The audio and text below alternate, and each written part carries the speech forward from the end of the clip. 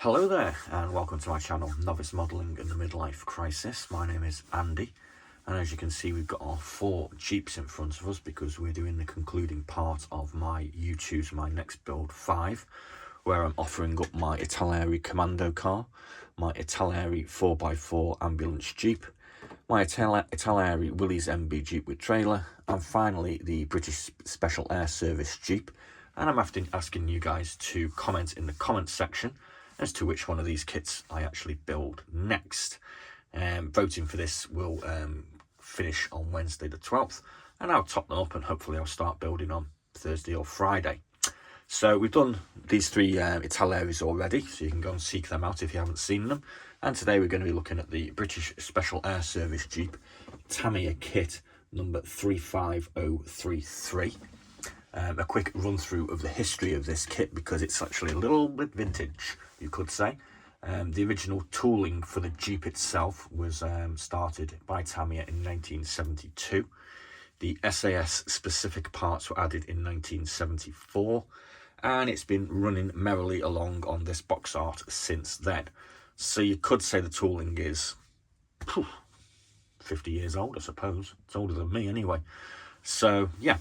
So there is quite a lengthy blurb with this, as you can see, but it is actually rather interesting. So I'm going to read that out at the end, and we're just going to continue the normal format of looking at the instructions first, which I'm going to run through, and then we'll pull the parts in front of the camera and you can have a quick nose at them. So this is probably going to be quite a long video, and yeah, fine, if you don't want to listen to this blurb, that's fine, just click out when whatever time you feel like. So we've got the parts here. Oh, no. We're doing the instructions first, aren't we? I forgot about that. Right. So, as you can see, we've got a couple of photographs of the finished article in black and white. Looking pretty cool. We also have a few sections of information along the way, which I'll probably have a look at, but we'll just go through the instructions first. So, as you can see, section 1, we're assembling the chassis, the drive shafts and the suspension springs. Section 2, we're putting the body together, which is a floor pan and 2 side panels. 3, we're going to attach our pre-assembled chassis, the rear of the body, a couple of spare tyres and a sand channel. Section 4, we're going to put a few other parts of mechanicals on the undersurfaces. Section 5, we're going to concentrate on assembly of the bonnet, the instrument panel and the rather famous grille and radiator. Section 6, we're going to put the seat backs in, we're going to put our steering column in, we're going to attach our pre-assembled bonnet and radiator grille to the front. Section 7, we're just going to have a look at the construction of figures, which obviously are relatively simple. Stick some legs on, stick some arms on.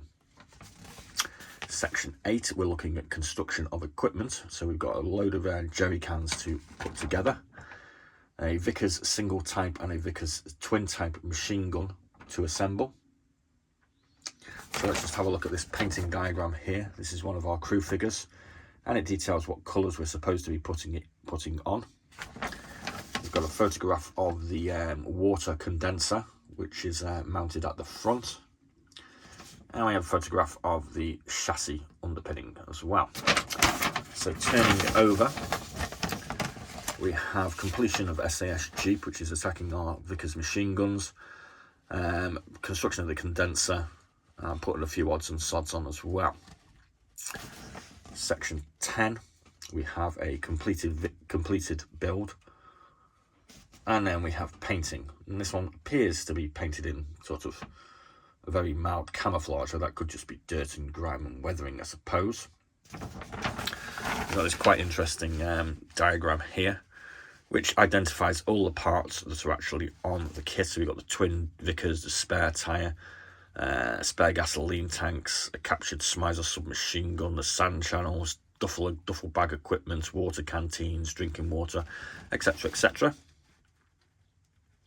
So, we've got a picture here at the bottom of a S.A.S troop with the rather famous David Sterling in the background, in the foreground there as well. So I'll have a look at the parts, and then I'll try and read this marathon out as well. So here we go. We've got, start here. We have our bonnet. There's not an awful lot of detail on this kit, but I mean, it's quite old, so you just kind of have to take it for what it is. We've got the floor pan with ready molded seat pads already in place. See, we've got some pedals there as well, and a hole for our steering column to go in. Not too sure what that part is. We have the famous grille, which has had a lot of its slats removed to help air ventilation. We've got a single sand channel for trying to dig us out of the sand. We've got the exhaust. I don't know what that is. We've got a water condenser here.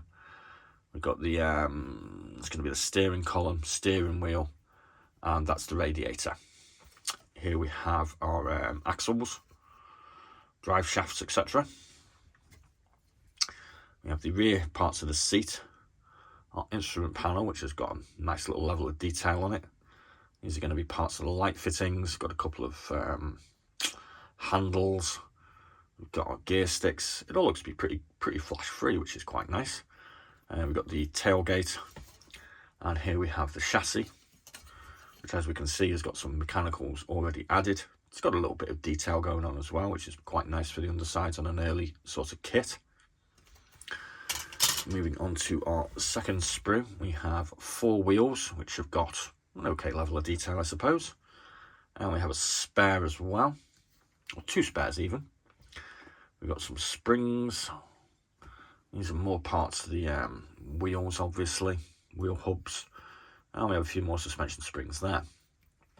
Now on this one we've got our spare gasoline cans with some strapping, which you can quite clearly see the buckles on those.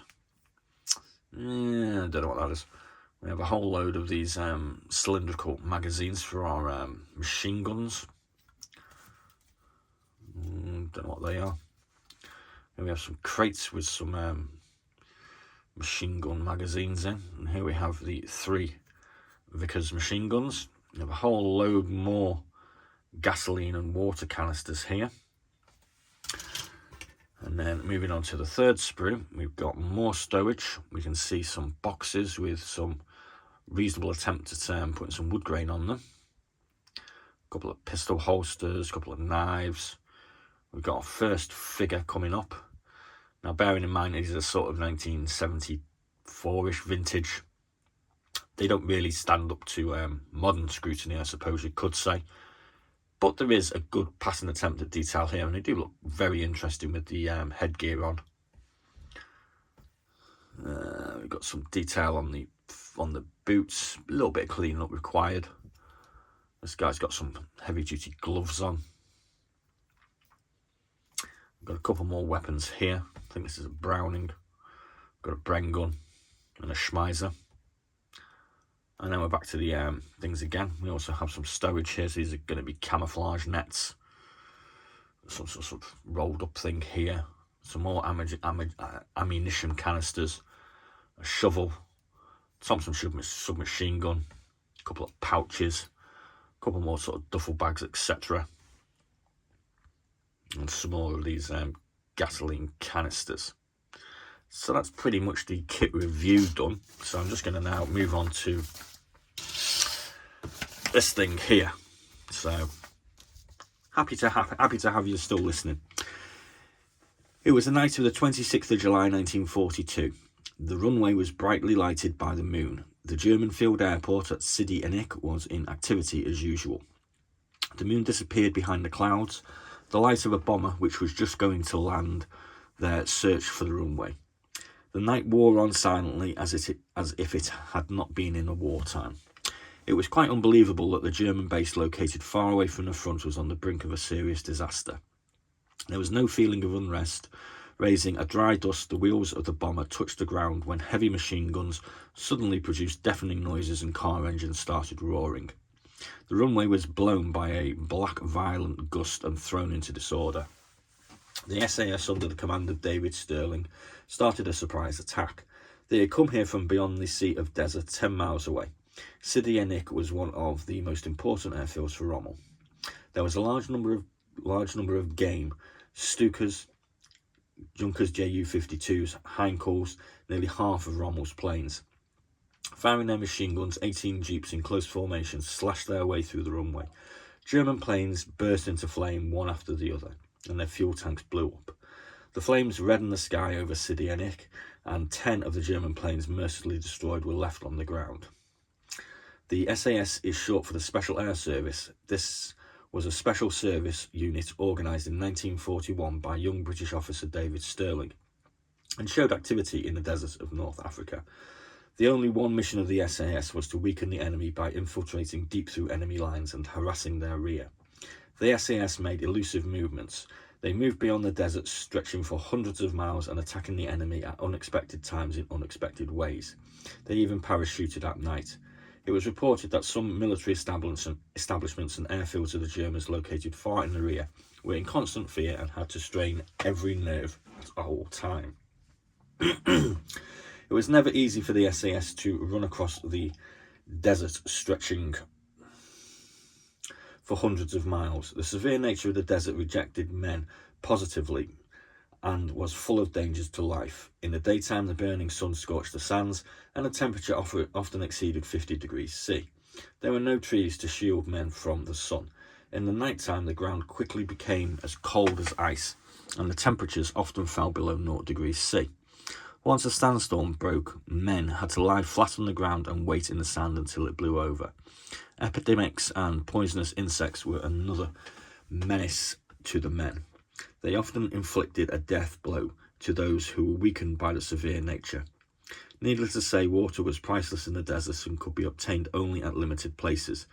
Even when a fountain was found, its water was sometimes not good to drink because it was badly contaminated by the rotten bodies of soldiers and animals that had wandered about in search of water and died there. In addition, the formidable enemy, i.e. the German Afrika Korps and the Italian forces, was on the watch for the S.A.S. Naturally, the S.A.S. was consisted of well-chosen members, having a strong body hardened by severe training and actual fighting, as well as an indomitable spirit. Each of them was a real professional of desert warfare. It was said that the S.A.S. compared favourably with an armoured brigade in ability. It was the Jeep that the S.A.S. used as their main means of transport. The Chevrolet 30 300-weight ton truck was used as the initial stage of the war before the Jeep appeared in the battlefield, and also at the latter stage mainly for transport. Although inferior to the Chevrolet truck in loading capacity, the Jeep was superior cross-country ability, was best suited for the mission of the S.A.S. In order to bear up and survive under the severe nature of the desert, they taxed their ingenuity in their Jeeps in various ways. Water was priceless in the desert. If its water-cooled engine overheated, the Jeep would come to a standstill in the sands, and priceless water in the radiator would evaporate into dry air for nothing. It was very difficult to obtain water for the radiator, thus they cut off all but 2 front grille members to facilitate air intake and obtain higher cooling efficiency. To the front of the grille they fixed a small cylindrical can which was connected to the radiator by a hose. This was to avoid the wasteful use of priceless water. The can always contained some water, and radiator water boiled and evaporated would pass through the hose, enter the can, being cooled there, and can then return to the radiator again. This device was called a condenser. A sand card was fitted to the carburetor to prevent sand from entering the engine. The windscreen was removed to avoid the reflection of sunlight. The Jeep running across the pathless desert was like a small boat sailing the ocean, and moving the wrong direction meant death. To find their bearings, they fixed a device called sun compass on the instrument board. It indicated direction by the position of the shadow of a piano wire in the centre, cast by the sun on the face of the dial marked in bearings. The simple device was very useful while the sun shined in the sky. They also used a theodolite to find their bearings more accurately. Sand channels were also indispensable to the Jeep in the desert. They were U-shaped iron plates of about 1.5 metres in length. When the Jeep was caught in the sands, they were put under the wheels so that it could move easily. A number of tanks and leather bags containing water to drink and spare fuel tanks were mounted on the bonnet, rear sides and any other possible parts of the body. A camouflage net to conceal the vehicle from the enemy and a map were also necessary items. The small vehicle also carried all necessities of life, such as sleeping bags, blankets and food.